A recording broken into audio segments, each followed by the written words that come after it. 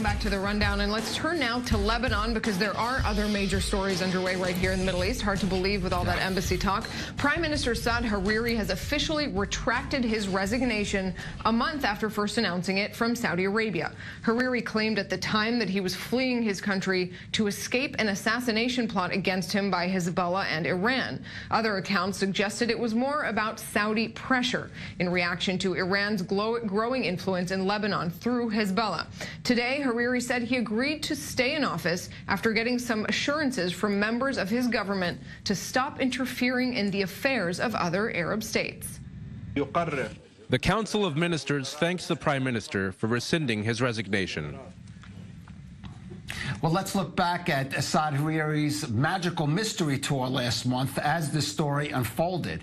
It started with Hariri called to a meeting in Saudi Arabia and delivering a shock resignation from there on November 4th, then traveling to the UAE to meet with the Abu Dhabi Crown Prince and returning to Riyadh later the same day.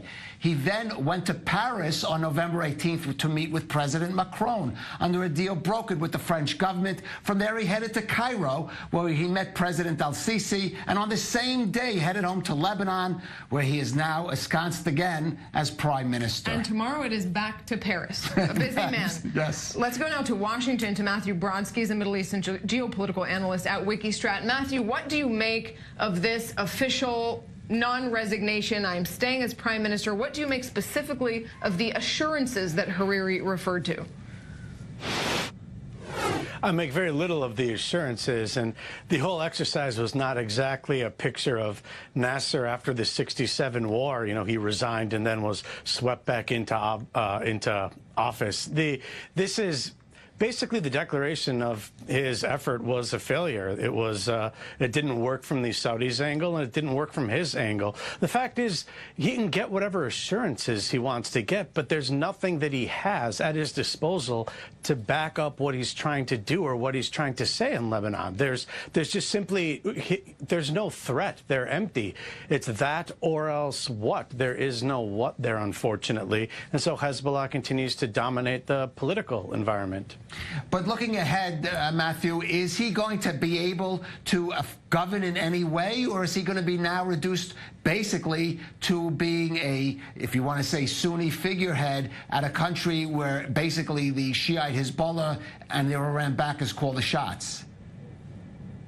Right. That's what he was, and that's what he will continue to be, unfortunately. I mean, he comes to the United States and will, as he's done before, to petition to get money for the LAF. And what he's basically doing is getting money that's going to the Lebanese armed forces who are working with Hezbollah and covering their flank and giving them strategic depth. So he's essentially the fig leaf that allows the West to imagine that they're dealing with a democracy, except we know Hezbollah and Iran's minions are in control of the important portfolios in politics and also when it comes with the economy. So it'll be a continuation of more of the same. What Washington can do is simply not support that anymore and to change course. And I mean, Europe is still blind to this.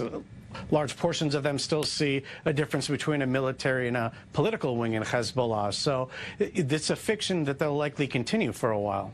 Matthew, so briefly, let's just take stock of this sort of hectic, chaotic last month that we have seen in Lebanon. If Saudi Arabia did, as is widely understood, push Hariri into that original resignation in an effort to get pressure on Iran, did it backfire?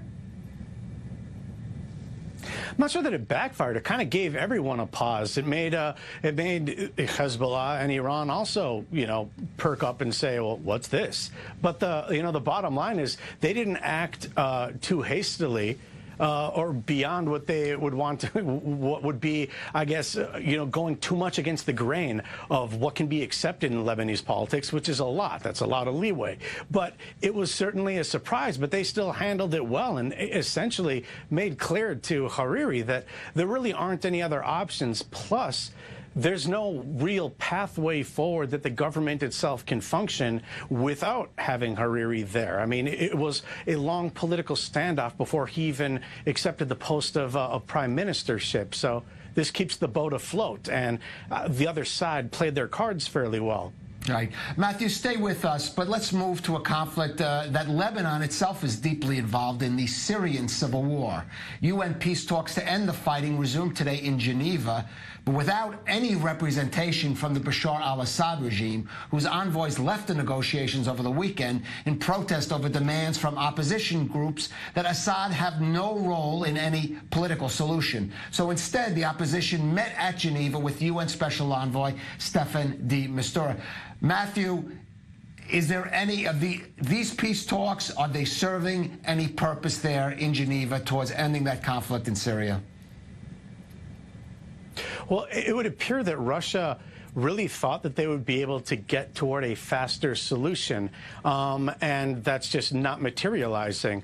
The opposition is thoroughly opposed to having Assad play any role in the future, and that's the main sticking point before they get to all of the other sticking points. And I mean, who can blame them, of course? You know, what has transpired in Syria, there's been genocide and been called as such by many. So for them, they're just sticking with that line. I don't see how this is going to immediately be unstuck. The opposition, you know, even if they decided that they were okay with Assad remaining in power, which is unthinkable, there's still so many issues that need to be worked out. And in the meantime, Russia, who's playing the overlord role here, is having to contend with Iran and contend with Israeli airstrikes and having to decide what it will and won't put up with, and is probably soon going to come to the realization, you know, that this is a lot to deal with. I just want to follow up on that. A big question for a very little bit of time. Has the Trump administration, has the U.S. lost any significant role in the political future of Syria? I don't think it wants to have a giant role in the future, and I think it's fine sitting on the sidelines watching Russia have to deal with it. I think as long as they allow Israel to enforce its red lines, then they're happy. All right, Matthew Brodsky, with that famous red line that we keep hearing across the board in Washington. Thanks very much, Matthew, for being with us. We're going to go out for a quick break. More on the rundown. When we're back, we'll take you to Jerusalem and the West Bank for some final thoughts on this very big move expected from the Trump administration tomorrow. Don't go anywhere. Stay with us.